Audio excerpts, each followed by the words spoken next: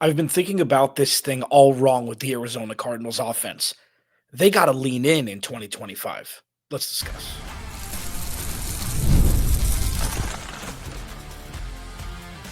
You are Locked On Cardinals, your daily Arizona Cardinals podcast. Part of the Locked On Podcast Network, your team every day. It's Alex Clancy here. Everydayers, first-time listeners, everybody in between. Thank you for making Locked On Cardinals your first listen, part of the Locked On Podcast Network, your team every day, 9th season hosting the show, 15 years overall in sports media in Phoenix. And I'll tell you what, man, it just feels different now. It just feels different. It feels different. It feels different. It feels different. And there's a couple things that we need to discuss that I kind of need to lay on the sword here for. I had this premonition, and I think premonition, I had this like flashbulb click, and I'll discuss it at length during the entirety of this show. Tomorrow, crossover Thursday with Julian Council from Locked On Panthers. We'll do a breakdown from a Panther standpoint, from a Cardinals standpoint, everything in between. And then Friday, as always, I'll do my full breakdown. Week 2, Cardinals hosting the Panthers.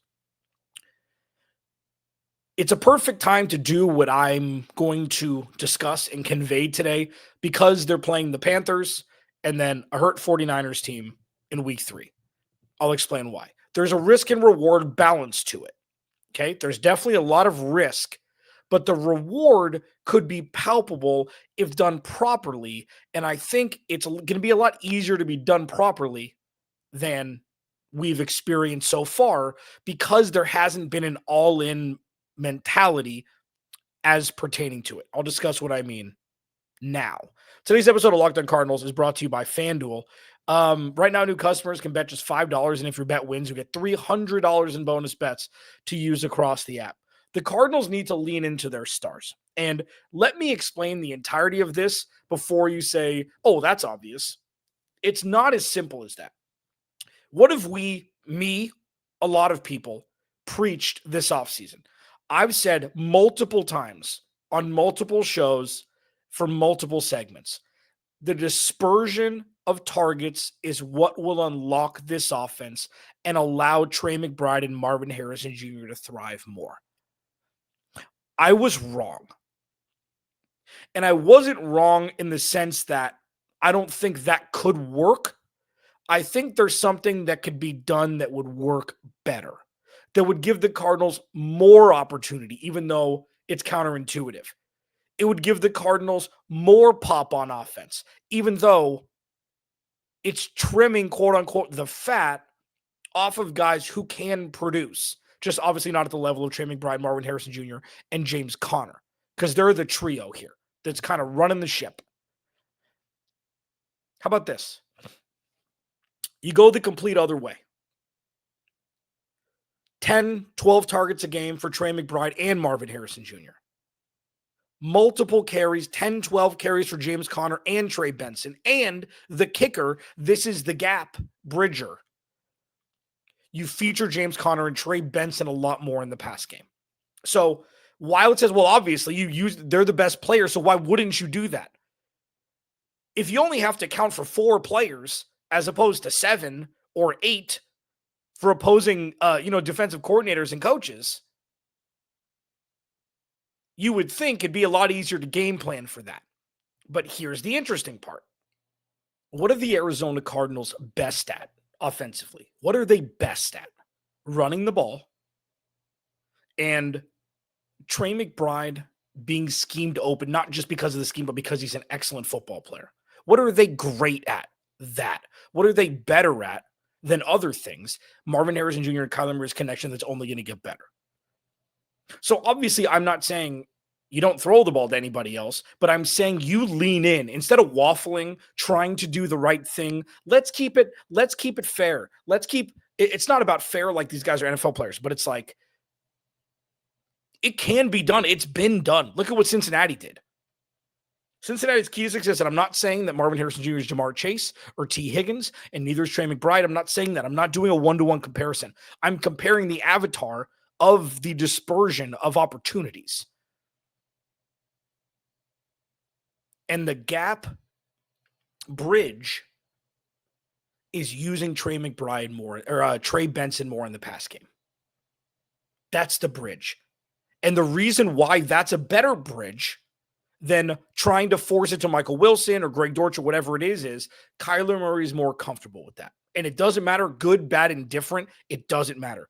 You work with what you've got and you try to maximize and exploit opposing defenses by doing what you're great at. It's like the Remember the Titans line. It's a pretty thin playbook. Run 7 plays. They work just fine. They're like Novocaine, whatever the line was. That's what it is with this offense. That's how you unlock it. By tightening opportunities. It's what, and this isn't direct. This isn't a direct correlative, but it's at least tangential and it's in the same arena. For those who don't remember, Alex Smith was looked at as, and I'll get there, I promise. Alex Smith was looked at as a pseudo bust early on in his career. He was like the 3rd string quarterback behind 2 other dudes a couple years after being drafted. Then Jim Harbaugh comes in and he has him run like 6 plays, and then Alex Smith explodes. Sometimes it's not about diversification. Sometimes it's not about expansion. Sometimes it's about tightening and doing the things you do really well more than peppering in other things to keep people guessing so you can do and come back to the things you do really well. So when you look at what the box score was, and I know it was week 1, I know it was on the road, I know whatever it was.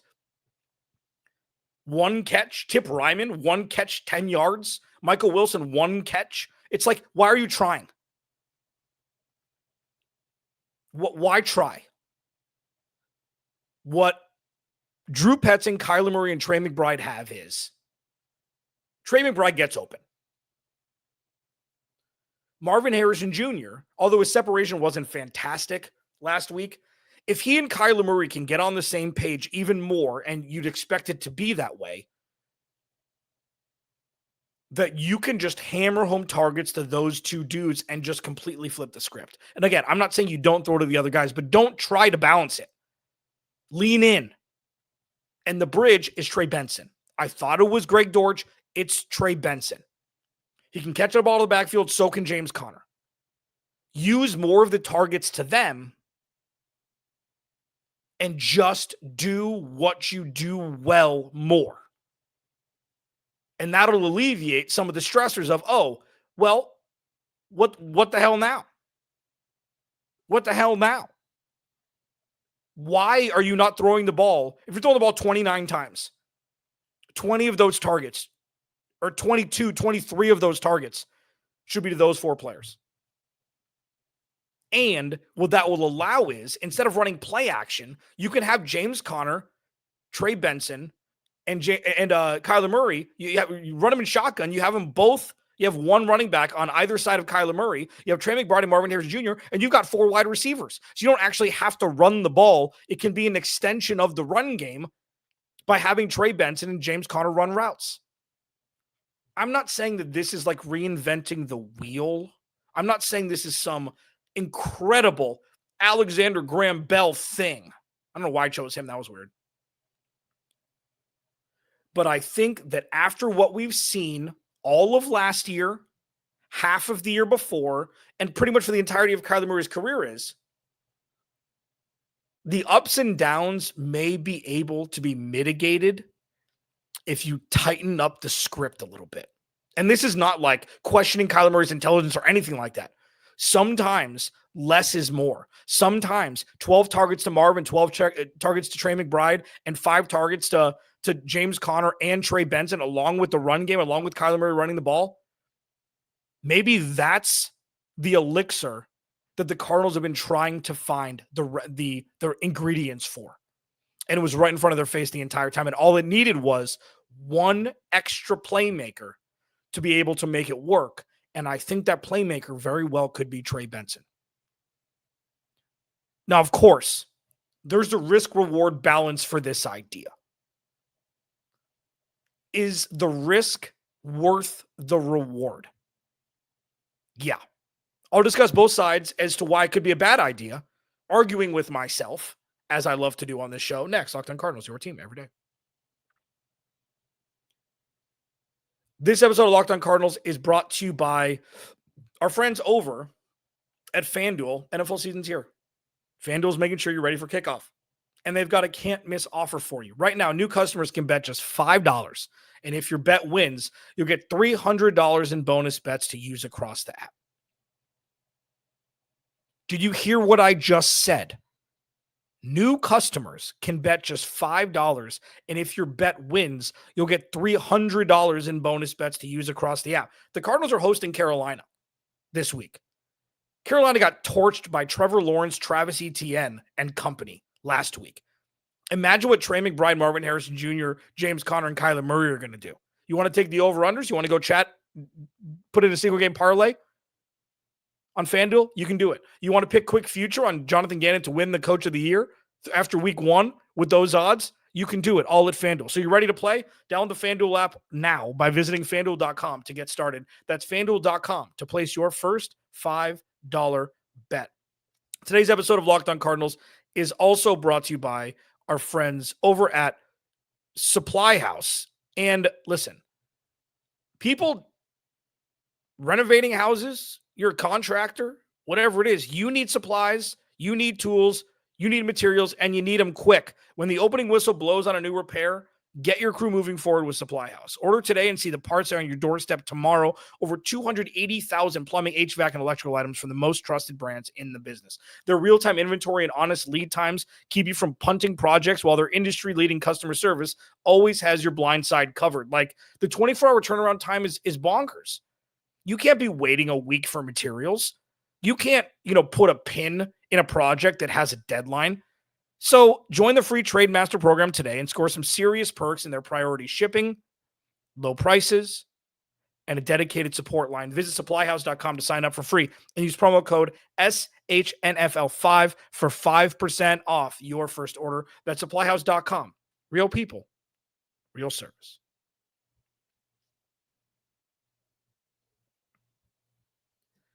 Please go to the YouTube channel, search Locked On Arizona Cardinals. Hit that subscribe button, man. Turn the notifications on. I've unveiled the Locked On Cardinals Insider program. The link is in the show description.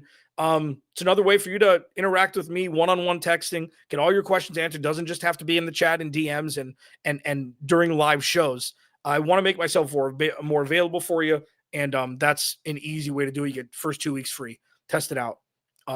And you won't have to look at my big dumb face. You can actually just text with me, which I'm sure is would be a sight for sore eyes. Whatever the opposite of that is.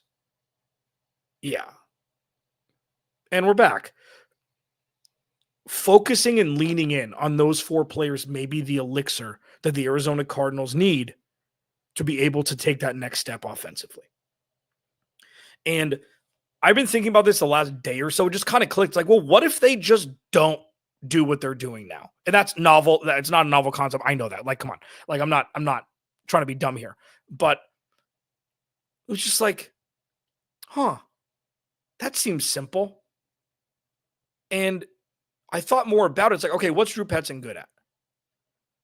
James Conner, scheming Trey McBride, and soon to be Trey Benson. Like, I knew Trey Benson was going to be this dude. This is the perfect, I told you, it's the solar eclipse. It's starting. James Conner slowly starting to wane back. Trey Benson slowly starting to move forward. And then in this example, the sun and the moon haven't touched yet, but it's slow. You're slowly starting to see them approach each other. And again, it may not be this year. It may be the tail end of this year. And that's not to say James Conner doesn't deserve the money that he got paid this offseason. But the utilization of those 3 guys predominantly, obviously, and then you're adding Marvin Harrison Jr., who's going to take the leap this year. We already saw much more, much more aptitude between the 2, Kyler Murray and Marvin Harrison Jr., not just because they're elite players, but because they were on the same page. And that deep ball that was an incomplete pass, just watch it again. That was one of the most difficult. It's one of the most difficult coordinating plays that a quarterback and wide receiver could have. So that's not a knock on those 2 guys and what they did. But what a knock is that Marv didn't have double-digit targets. What a knock is that Trey McBride didn't have double-digit targets. What a knock is that Trey Benson and James Conner weren't featured more in the pass game. And I know that it seems not radical, but It's like, well, that's not how things have been done ever. It's like, yeah, it is.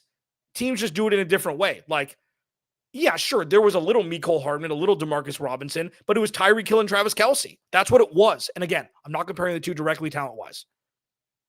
And it was Damian Williams when they won I think that was their first Super Bowl. 100 touches. That's what it is. You pick 4 dudes and you ride with them. James Conner, Trey Benson, Trey McBride, Marvin Harrison Jr. Those are the 4 dudes. And then you throw in Kyler Murray's running ability. That's the recipe for success. That's it. I've cracked it. There is risk here, of course. And the obvious risk is it shrinks down what opposing defenses have to scheme for. It allows for more bracketed coverage, for easier sets on defense, because you can just negate really having to pay attention to a lot of guys. And again, I'm not saying that the floor is lava by giving any touches to anybody else, but I'm saying 90% of the touches should go there. 95% of the touches should go there. So the risk, sure. You just bracket coverage Marvin Harrison Jr. He didn't do very well against that last year. You got to lean on Trey McBride with the death by 1,000 cuts and not so much taking shots down the field, as if you were able to keep opposing defenses honest by peppering in Michael Wilson and Greg Dortch and Elijah Higgins and Tim Ryman, etc., and Zay Jones. But because of how potent that foursome could be, I 100% think it's worth scheming for, trying out, especially this time of year. What's the worst that could happen? You go back to what it is now. Not terrible, but they haven't hit that tippy-top peak that everybody's been waiting for. And I think a lot of it will come with Marvin Harrison Jr.'s growth, sure. And a lot of it will come with Trey Benson and the game slowing down for him. Trey Benson, thanks to a block by Michael Wilson, setting the edge on the right side when Trey went 50 yards screaming down the right sideline. You could be looking at, and it's not exactly the same, but you could be looking at David Montgomery and Jahmyr Gibbs. Like, how many players were really featured in that Lions offense last year and the year before? David Montgomery, Jahmyr Gibbs. And I'm not saying that, I'm saying I would take James Conner over David Montgomery. I would take Jahmyr Gibbs over Trey Benson at this point. I think that's pretty obvious. But then you've got Amon-Ra St. Brown and you got Jamison Williams. 2 other dudes. And sure, you pepper in, Josh Reynolds, and you'll pepper in Sam Laporta, who was pretty disappointing last year. But the majority of the juice came from those dudes, and all they did was just hammer it. Hey, you know what's coming? Stop it. You know where the targets are going? Stop it. And Trey McBride, Marvin Harrison Jr., Trey Benson are so young and can run forever and will never get tired. And this is how you maximize the talent with an offense that looks to be anemic at times. You play the hits. And what the Cardinals haven't done is they haven't fully committed to it. They're being PC. They're spreading the love. They're being democratic or whatever. I don't think democratic is the right word. They're trying to keep it balanced. Why? This was the thing that came to me a couple days ago. I think it was at the end. It was at the end of the game. I think Sunday night. I'm like, they're like pretending. This is a person that's pretending like they want to date a bunch of people when they know there's only one person they want to be with. But they want to be cool. They want to be PC. They want to say, yeah, I'm talking to people. You want to play a little coy. I think coy is kind of what it is too. Jump in, man. Trey, Marv, James, Trey, go. James, Marv, Trey, go. And when you have Kyler Murray now, obviously, he ran the ball a handful of times. Like, they ran play action a lot, which I could do without as much. But you're seeing a transformation in the offense. I mentioned this, I think it was Sunday or Monday show, where it's like, they're like a baby giraffe right now. It's like, okay, born, new, doesn't really know how to use their legs yet. But they're trying to be different. And that's the first step in realizing that last year and the year before wasn't going to get it done if the Cardinals wanted to get to where they want, if they want to get to where they want to go. So the reward for this is skyrocketed to the moon with a peak that we haven't seen this offense play with Kyler Murray as quarterback. Play the hits. Trey McBride, Marvin Harrison Jr., double-digit targets every game, no questions asked. Have James Conner and Trey Benson on the field so much more at the same time. Running, passing, whatever it is. This is Drew Petzing's wheelhouse. This is Kyler Murray's wheelhouse. This is Trey McBride's wheelhouse, and soon to be Marv's wheelhouse. There's no world where Trey McBride and Marvin Harrison Jr. should ever have less than 24, 25 targets combined in any week. Ever. Force it in. That should never be the case ever again if the Arizona Cardinals want to win anything in this league. And this is the perfect time to test it out. It's the perfect time to implement with Carolina coming to town on Sunday. I'll discuss why these next 2 weeks are such a blessing for the Cardinals to be able to try this method. Next, Locked On Cardinals, your team every day. This episode of Locked On Cardinals is brought to you by our dear friends at Mazda. Mazda crafts cars for those who do more than simply move. Mazda delivers confidence with every ride, with more IHS Top Safety Pick Plus awards than anyone else as of August 2025. So that's pretty recent. From footwork to breathwork, athletes sweat all the time. They sweat all the details. Mazda brings the same intention to how we craft every single model. You can feel Japanese craftsmanship in every detail, from the metallic accents to available Napa leather upholstery. Like our players, we sweat every detail, because when you make every move count, impossible becomes irrelevant. Mazda, move and be moved. Please go to the YouTube channel, search Locked On Arizona Cardinals. Hit that subscribe button, man. Immediately following each game, you can catch me live here for about 15 minutes on the instant reaction show. Immediately followed by the Cardinals squad show. Myself, Jamil Douglas, Ben Garcia, full hour live. The support has been great. Really appreciate everybody who's, become an everyday you're here. This is a fun time, man. This is a really, really fun time. And it's a perfect time right now for the next 120 minutes of football to implement leaning into the stars. Carolina made Trevor Lawrence look like vintage Aaron Rodgers. Carolina made Travis Etienne look like vintage Barry Sanders. And I know that week 1 is weird. Okay. Carolina has the Arizona Cardinals number and has since 2015. I think the Cardinals, the last win was when Baker Mayfield was the quarterback at Carolina. But it's been one of those weird ones like Detroit, the Cardinals just struggled with. This can't be one of those. This is the perfect time for the Arizona Cardinals to unleash this iteration of the offense. Kyler Murray throwing the ball 30 times, running 5 to 7 times. Marv, 10, 12 targets. Trey, 10, 12, 15 targets. James Conner, 17 opportunities. Trey Benson, 17 opportunities. And listen, I've said multiple times on this show as well, this is the time where you start to lessen James Conner's usage. I've kind of abridged that as well. It's the types of touches that he gets. It's not 13 touches in the first quarter. He touches the ball 6 times to start the game. I think they know that can happen. Dispersion of touches for an entire game between 15 and 20, great. Especially if Trey Benson's going to get 15 of his own.